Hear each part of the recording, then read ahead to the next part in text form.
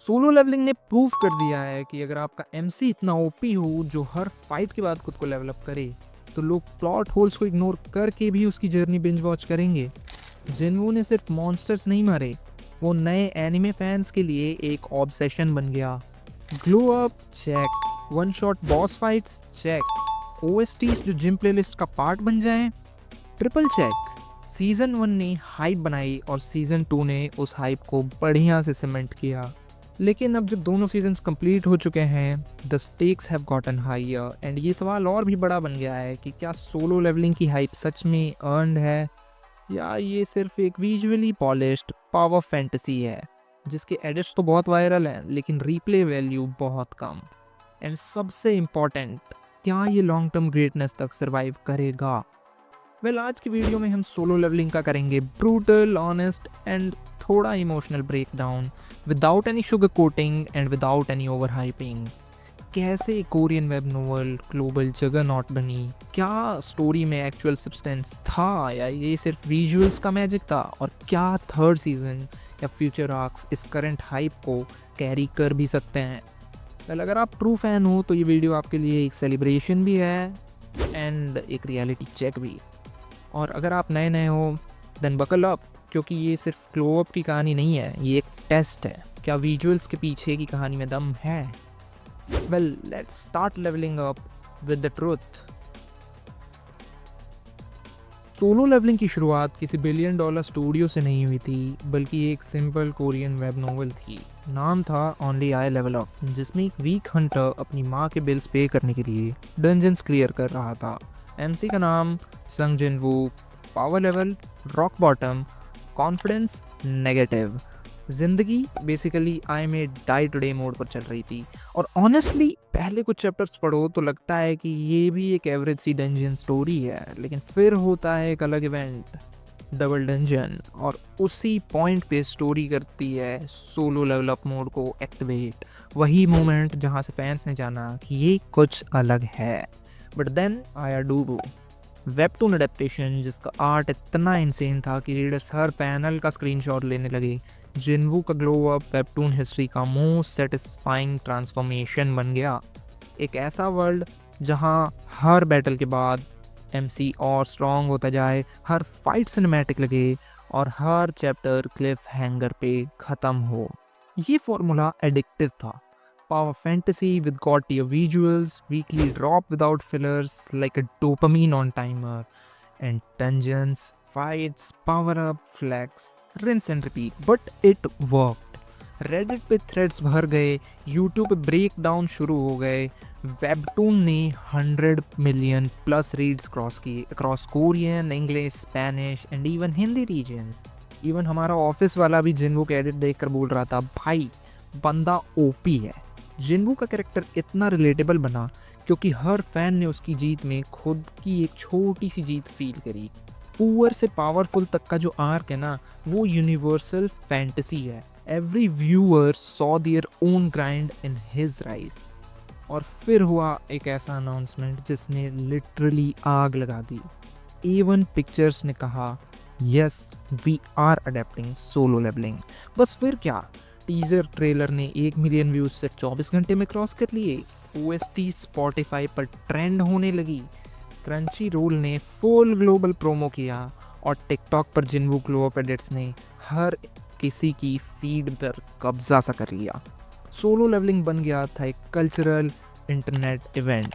जिनवू का नाम उन एमसीज में आने लगा जहां ऑलरेडी गोकू, नारुतो, लफी और लीवाई जैसे लोग थे।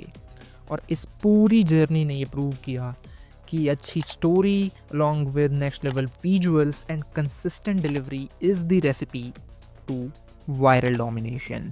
लेकिन जब राइज इतना स्टीप हो तो एक्सपेक्टेशंस भी स्काई हाई हो जाती हैं, और जब ऑडियंस हाइप के बाद स्टोरी में घुस जाती है ना, तब आपका एक्चुअल टेस्ट शुरू होता है। तो सवाल ये है कि सोलो लेवलिंग ने इतने अच्छे से वर्क क्यों किया? क्या रीज़न था कि इसने ऑडियंस के साथ सिर्फ क्लिक नहीं किया बल्कि एक मास कनेक्शन फॉर्म किया? For short answers it's wish fulfilment fantasy, but for a long answer we need to break it down layer by layer.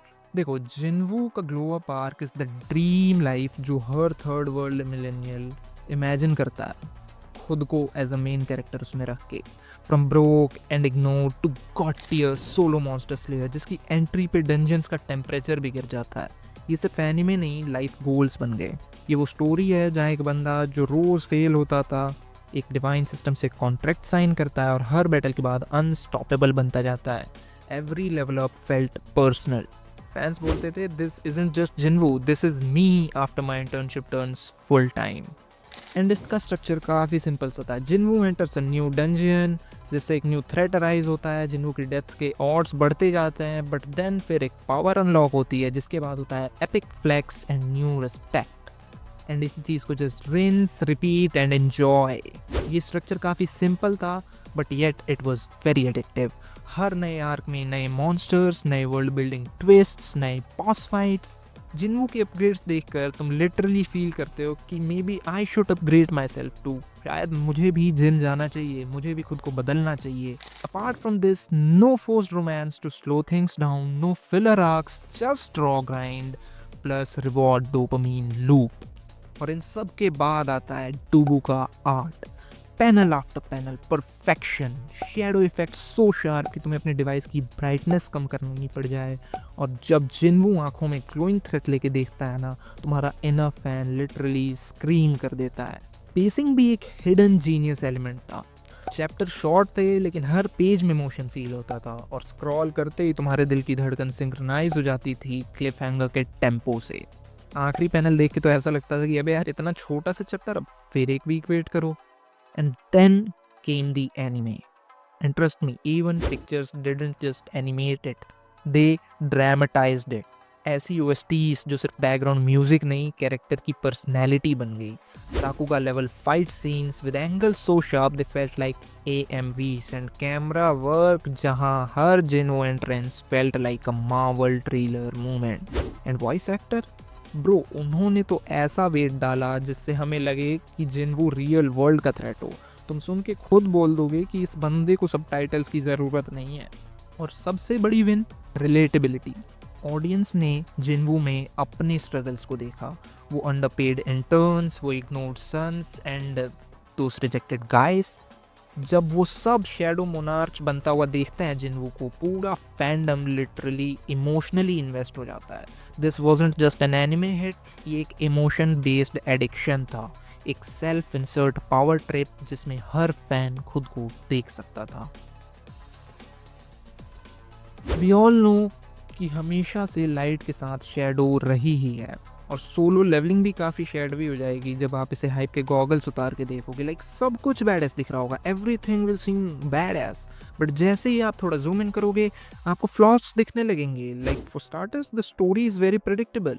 एक पॉइंट के बाद तुम लिटरली गेस कर सकते हो कि जिनवू is gonna enter a dungeon, छोटे मोटे मॉन्स्टर्स को वो फाइट करेगा, फिर वो बॉस को फेस ऑफ करेगा जिसे वो हरा देगा, then comes a flex panel and it just gets repeated. Like Jinwoo इतना ज़्यादा ओपी हो जाता है कि स्टेक्स ही गायब हो जाते हैं, मौत की टेंशन ख़त्म हो जाती है, विल ही विन का सवाल गलत हो जाता है। एंड उस पॉइंट के बाद सारी की सारी फाइट सिर्फ हाईलाइट रील्स लगने लगती हैं। लाइक उनमें इमोशनल वेट बचता ही नहीं है। सेकेंडली, रेपिटेटिव लूप वाला जो इशू है वो बहुत रियल है। लाइक हम पहले देखते हैं कि जिनवू सोलो जाता है एंड देन हमें फिर से वही दिखाया जाता है but with a slightly bigger boss. System, quest, लूट सब कुछ सेम लगने लगता है, लाइक एक मोबाइल गाचा गेम जिसमें सिर्फ बैकग्राउंड चेंज हो रहा है। And side characters, well Solo Leveling treats its side characters like they don't even exist. Like for example Cha है, इनका पूरा रोल लव इंटरेस्ट तक लिमिटेड हो गया, even though her character had much more potential. और बाकी hunters का development तो बैकग्राउंड नॉइस के लेवल का था। लाइक समटाइम्स आई फेल्ट कि बैकग्राउंड कैरेक्टर्स जैसे जैसे सोलो लेवलिंग आगे बढ़ रही है, they are getting weaker instead of having some development to their story. And जो स्टोरी थी वो फुल्ली जिनवू सेंट्रिक बन गई, like Jinwoo and the people standing around him featuring no one. And the world building, well, it was really surface level. System origins, other monarchs, magic logic सब कुछ explain होने के बजाय fast forward हो गया। मतलब एक रिच लोर तो था बट एनिमे ने सिंप्लीफाई करके उसका फास्ट फूड वर्जन दे दिया।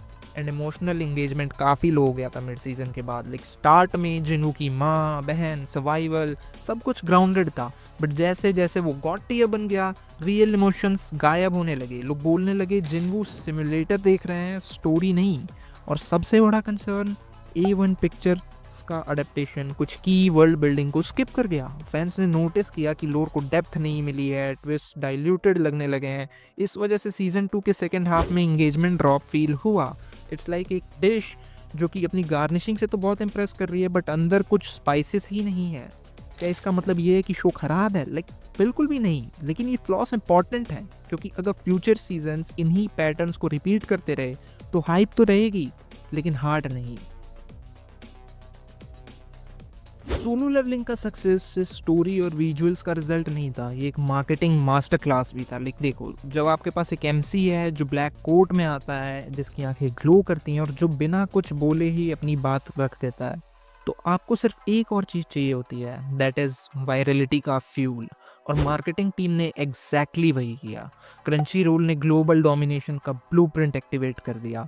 ऑफिशियल ट्रेलर्स हर मेजर एनिमे चैनल पर छाए हुए थे।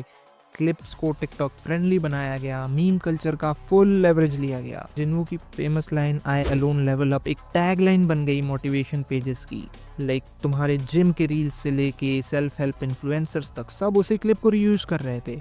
इवन OSTs की रिलीज स्ट्रेटजी भी जीनियस थी। लाइक साउंड ट्रैक्स को स्पॉटिफाई पे पहले ही ड्रॉप कर दिया गया, और जब एनिमे सीन्स आए तो वो म्यूजिक पहले से ही ऑडियंस के ब्रेन में एम्बेडेड था। Mobile game tie in that was checked, edits, AMVs, reactions channels, all check. Even anime YouTubers जिनको पहले नॉर्मल से 30 के व्यूज़ भी मुश्किल से मिलते थे, सोलो लेवलिंग के वीडियोस बनाने पे उनके व्यूज़ 300 के प्लस जा रहे थे इजीली। और फिर आई वो AI edits plus voice overs वाली टिकटॉक वेव, जहाँ हर बंदा अपना डार्क MC एरा दिखाने के लिए जिन्हों का क्लिप यूज़ कर रहा था। But here is the flip side, जब मार्केटिंग इतनी स्ट्रॉन्ग हो तो कंटेंट पे प्रेशर और भी ज़्यादा बढ़ जाता है। लाइक सीजन 2 के मिड में जब प्लॉट स्लो होने लगा था और विलन्स थोड़े सीन दिस बिफोर टाइप के लगने लगे, तो ऑडियंस ने अपनी फीलिंग शेयर की कि विजुअल्स तो काफ़ी फायर हैं, बहुत ही ब्यूटीफुल हैं, बट जो स्टोरी है वो मिड लगने लगी है।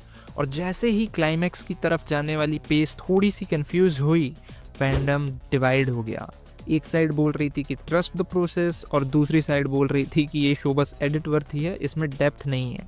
और ये वही मोमेंट होता है जहाँ हाइप मशीन को सस्टेन करना मुश्किल हो जाता है, क्योंकि अगर कंटेंट में लैग आए तो लोग हाइप के इको चैम्बर से निकल जाते हैं और नेक्स्ट ट्रेंड पे मूव कर जाते हैं। और इंटरनेट फास्ट है, कल तक जिन्हों टॉप ट्रेंडिंग था, आज सब लोग चेनसो मैन सीजन 2 की लीक्स पे बिजी हैं। And that is the course of virality. Hype बनाना तो ईजी है, but hype को carry करना is where the real challenge begins. And now for the final act, we will be asking if this is the beginning of something legendary or the end of a trend. तो सवाल अब सिर्फ nostalgia का नहीं, strategy का है। क्या solo levelling अपना मोमेंटम सीजन 3 तक कैरी कर पाएगा? For short answer yes, and for long answer yes, लेकिन सिर्फ अगर कुछ इंपॉर्टेंट डिसीजंस स्मार्टली लिए जाएं तब ही। देखो, सीजन 2 के एंड तक हम सब ये रियलाइज़ कर चुके हैं कि जिन्हों ओपी है, फाइट्स स्लिक हैं और OSTs दिल जीत लेती हैं। लेकिन अगर सोलो लेवलिंग को ऑल टाइम लेजेंडरी टियर पे जाना है तो नेक्स्ट फेज में कुछ इंपॉर्टेंट, कुछ मेजर अपग्रेड्स चाहिए ही चाहिए। लाइक फर्स्टली, शैडो मोनार्क लोर को एक्चुअल डेप्थ चाहिए। Monarchs, rulers and the origin system, ये सब सिर्फ नेम ड्रॉप्स नहीं बल्कि डिटेल्ड स्टोरी टेलिंग डिजर्व करते हैं। अगर लोर प्रॉपरली अनफोल्ड हुआ तो फैंस दोबारा डीपली इंगेज होंगे। सेकेंड, साइड कैरेक्टर्स को जिंदा करो। लाइक चाहाई इन, गोगुन ही, बेरू, ये सिर्फ बैकग्राउंड एलिमेंट्स नहीं होने चाहिए। नेक्स्ट सीजन्स में अगर जिन्हों के अलावा दूसरे कैरेक्टर्स भी शाइन करें तो स्टोरी और भी बैलेंस फील करेगी। Thirdly, real stakes and real threats. जिन्हों का पावर स्केल अब गॉड लेवल है, मतलब उसके सामने सिर्फ बड़े बड़े मॉन्स्टर्स नहीं चाहिए बल्कि इमोशनली कॉम्प्लेक्स विलन्स चाहिए। स्ट्रेटजी, कॉन्सिक्वेंसेस और साइकोलॉजिकल प्रेशर लाने का टाइम आ चुका है। Next, pacing. My god, pacing really needs to get better. Fast paced fights तो चाहिए ही, बट उसके बीच बीच में ब्रीथिंग मोमेंट्स का होना भी बहुत ही ज़्यादा ज़रूरी है, बिकॉज स्टोरी कभी भी सिर्फ क्लाइमैक्स से नहीं चलती, कॉन्ट्रास्ट भी इसमें एक बहुत इंपॉर्टेंट रोल प्ले करता है. And last but not the least, adaptation needs guts. Like, if A1 Pictures wants this to age well, they will need to take risks, more character focus, better emotional arcs, and maybe even reorder scenes for stronger impact. क्योंकि solo levelling अब सिर्फ एक webtoon नहीं रहा, ये एक franchise बन चुका है, और अब ये उस पोजीशन पे है जहां इसका competition demon slayer, jujutsu Kaisen और AOT जैसे टाइटन से होना है. But the good news, Solo Leveling already has the fan base, the visuals and the hook. अब बस चाहिए तो ऐसी डायरेक्शन चाहिए जिसमें हाइप के पीछे हार्ट भी हो. लाइक जिन्हों ने मॉन्स्टर्स तो मार दिए, बट अब देखना ये है कि क्या वो स्टोरी टेलिंग के डीमंस को भी हरा पाएगा. सोलो लेवलिंग ने सिर्फ एक स्टोरी नहीं दिखाई, एक ब्लूप्रिंट बन गया. कैसे एक वेब नोवेल, फिर वेबटून और अब एनीमे एक ग्लोबल मूवमेंट बन सकता है. From panel to pixels, from page to premiere, Jinwoo की जर्नी ने हमें वो फैंटेसी दी जहां अंडरडॉग सिर्फ जीतता नहीं है बल्कि पूरी दुनिया को अंडरडॉग बना देता है. लेकिन जैसे हर रेड के बाद एक लूट समरी होती है, वैसे ही सोलो लेवलिंग के बाद एक रियल सवाल भी बनता है कि क्या ये सेटिस्फाइंग था या सिर्फ फ्लैशी. क्या हमने एक ग्रेट स्टोरी देखी या एक beautiful distraction. Because at the end of the day visuals can go viral, but emotions create real legacy. और सोलो लेवलिंग का फ्यूचर उसी पर डिपेंड भी करता है. अगर क्रिएटर्स ने नेक्स्ट सीजन्स में इमोशनल डेप्थ, नैरेटिव रिस्क और साइड कैरेक्टर्स को एक्सप्लोर किया, तो ये शो डीमन स्लेयर, JJK और इवन AOT की लीग्स में आने लायक बन सकता है. लेकिन अगर वही फ्लेक्स लूप रिपीट होती रही तो हो सकता है कि लोग इसे याद तो रखें, बट सिर्फ that show with the glow up MC के नाम से. सो ये वीडियो सिर्फ एनालिसिस नहीं थी, बल्कि एक इन्विटेशन भी है. आप बताओ कि आपको सोलो लेवलिंग का एनिमे कैसा लगा. क्या इसके पीछे की हाइप वेल डिजर्व्ड थी या ये सब थोड़ा ज़्यादा हो गया. कमेंट्स में ज़रूर लिखना, बिकॉज मैं हर ऑनेस्ट ओपिनियन को पढ़ता हूँ. And let's build a community जहाँ सिर्फ प्रेज नहीं बल्कि क्रिटिकल लव भी हो. और अगर आपको ये ब्रेकडाउन पसंद आया हो, then smash the like button, channel को सब्सक्राइब करो for more smart anime content without any fluff, and share this with that one friend जिसको जिन्वू सिमुलेटर बोलकर चिढ़ाते हो. एंड मैं मिलता हूँ नेक्स्ट वीडियो में जहाँ हम एनिमे के शाइन के पीछे के फ्लॉस, फैन थ्योरीज और फ्यूचर हिट्स को एक्सप्लोर करेंगे. Till then stay OP but stay real.